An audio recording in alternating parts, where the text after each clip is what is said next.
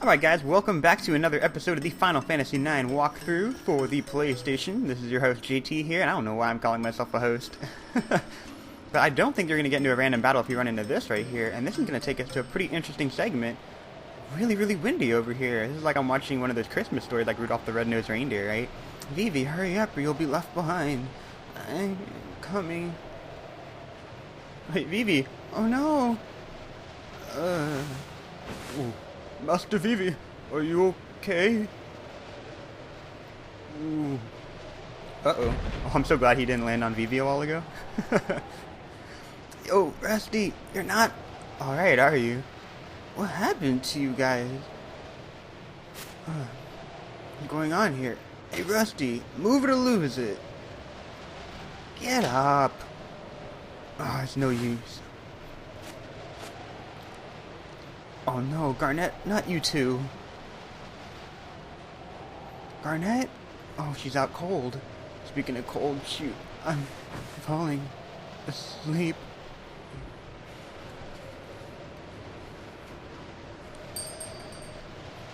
So obviously that's not good to pass out in the cold, by the way. You're gonna die of frostbite. That's what's gonna happen. So, what's that sound?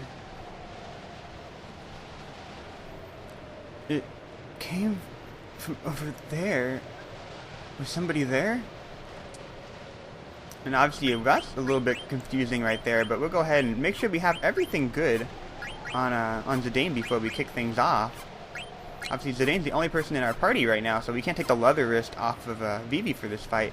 But I think you can go down here. I don't think there's anything down here, but you can obviously see that they're still frozen.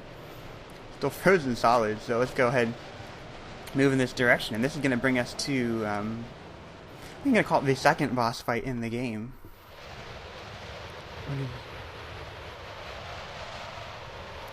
Why didn't you fall asleep? You should be dead by now. Wait, are you the one causing this blizzard? That's right.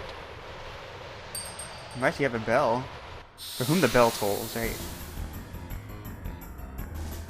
And we got ourselves a boss battle here, guys. We got ourselves on Black Waltz number 1 and the Sea Lion. And basically what you want to keep note of is that there's a couple of items you want to steal from them. I believe the Black Waltz has 229 HP. The Sea Lion has 472. Sea Lion, come before me. And the Black Waltz has a silk shirt to steal as well as a remedy. And the Sea Lion has a mithril dagger and an ether.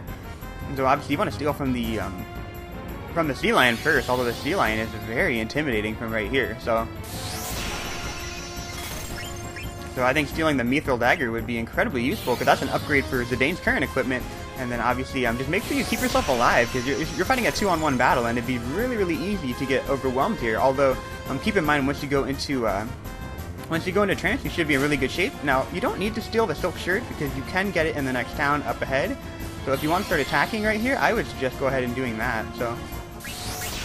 But I don't mind getting the silk shirt because it's going to save you money in the long haul, and I'm just going to throw a potion on the next turn anyway, so. Okay, we got an ether. Oh, I didn't realize you could steal an ether. Okay, so mithril dagger and an ether, and then the Black Waltz has a silk shirt. My bad, I totally forgot about that. But here we go, let's go ahead and throw a potion in the air like we just don't care. Raising your hands in the air, so. We go ahead and throw a potion, and that should keep us alive for the bulk of the fight, because you don't want to get, you want to make sure you keep yourself pretty well healed. This should put us in the trance pretty soon, so I'm going to keep on trying to steal from them and then just wail away with our with the trance ability. Here we go. And then now we can see what kind of damage Zidane can do in trance mode, and I think Zidane's trance is some of the best things in the entire game. It's way cool, and I've never quite understood what goes on right here, but he goes into Tidal Flame. I believe this, I don't know if this is necessarily a fire elemental, but there we go. We got this. We already took out the Black Waltz, and then he goes for Tsunami right here. So this should be a pretty easy fight overall for you guys. And obviously, just if you want to be really cautious, go ahead and throw a potion in the air just to be safe, because obviously the Sea Lion is attacking way faster than I thought he would, and I just don't want to die to him. But obviously, free energy causes less damage than Tidal Flame. But if you need to target only one character, like when we were fighting against against Prison Cage, then make sure you were to click on free energy instead. And this also uses up MP as well, so do keep in mind that in case you go into trance. I don't typically find myself going into trance twice in a battle, But if you do have that happen, then just kind of keep that in mind. And then obviously, you can see the little bar at the bottom. He can cast it 3 times. It kind of varies from time to time. But every single time he does it, his trance gauge goes down and he turns back into normal. But that is the boss battle. And that gives you 5 AP. He's mastered Protect Girls. Go figure. Like, he's gonna do that anyway, right? So... It basically like cover for women. And, we defeated number 1, but number 2 and number 3 will reclaim the princess. Wait, who's there? Oh, whatever. I've got to go back and check on them. Yeah, who said that? Zorn and Thorn.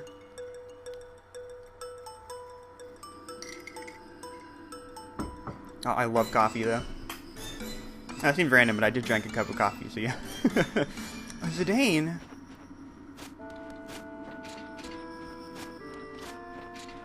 Hey there, is everybody okay? You, what just happened? It was no big deal. You're hiding something. Hey, nothing happened, you heard me. You didn't touch the princess, did you? Dude, just what are you accusing me of? Dude, Steiner, he said nothing happened. Why are you being so rude? My apologies, princess. Well, I'm glad everyone is safe. Shall we move on? Zidane, is something bothering you? No, it's nothing.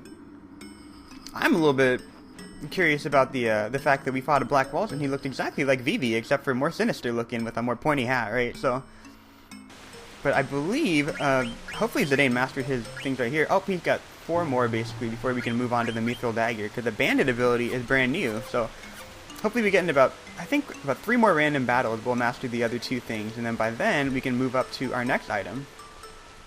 Here we go, cross over here. And we get into another random battle, which I'm sure I'm gonna cut out. So, alright guys, we are back in action with striking our pose for the freaking win. And Cure is mastered, and we learned Panacea, Cure, and I don't think that we have anything else to equip on her, so that's inconsequential in my mind. So keep on moving up this area. Here we go. And oh my goodness, we're out of the ice cavern. Oh, I can see daylight, and that is such a good feeling when you've been trapped inside all day and you can see the sun. Oh, that's a great feeling. I feel really bad whenever you live on the East Coast and like no sun appears for the longest time. Oh, we made it through the mist. Oh, the sun feels great. Oh, look, there's a village over there. I think I've been there before. It sounds like you've been everywhere, Zidane. The only other worlds I've visited are in the books. You may have been to that village. Let's go visit. Hold on, wait, hold it. You're a princess. You can't go rushing in there. People are looking for you. You need a new identity. Insolent fool! The princess need not sneak around. Besides, we're heading back to the castle. You leave her alone. And you will address her as princess from now on, you silly peasant. Dude, damn it, Rusty. Why don't you just shut up? Who do you think you are? I don't take orders from a stuck-up jerk like you. You guys. Stop it, you two. Steiner, I do not intend to return to the castle, and I do see Zidane's point. I need a new name. Zidane, what is this called? That? Oh, that's a dagger. All knives of that length are called daggers. Short swords are a bit longer. The big sword you hold with both hands are called broadswords, and, okay, I understand now. Always happens. Of course my phone's ringing.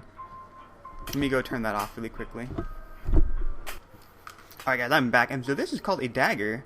Princess, it's a weapon. Please be careful. I've decided from now on my name is, and her alias is now going to be known as Dagger, which is pretty cool. I will be called Dagger from now on. What do you think, Zidane? Is that okay with you? Yeah, sounds fine by me. Great, Dagger. Now let's work on your speech. Try to sound more casual, like me. I shall try. No. What would Vivi say? Just say, alrighty. Alrighty. You're getting the hang of it. Well, let's go. You feel like the thing with like Eliza Doolittle or something, right? With like the Cockney accent.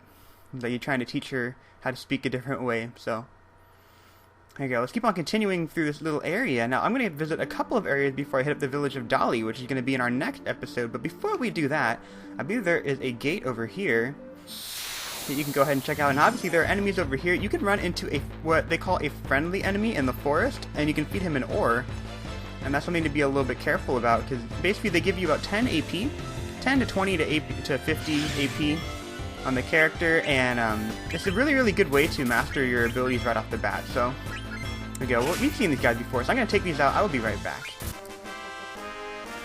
Alright, and let's see if we have learned anything new. Detect and flee. Perfect. We can move on to our next thing. So we got a goblin card for our troubles, and I think this is the right video to show you guys something about the Tetra Master card game. So let's go ahead and take a peeky at that really quick. I have no idea why I just called that a peeky. That's so silly. Anyway, there we go. Mage Master mastered, so we can go ahead and move to Bandit, and now you can see what we had before. We had Detect and Flee, right? But if you go into the ability menu, we still have Detect and Flee because it was mastered, so that's really cool.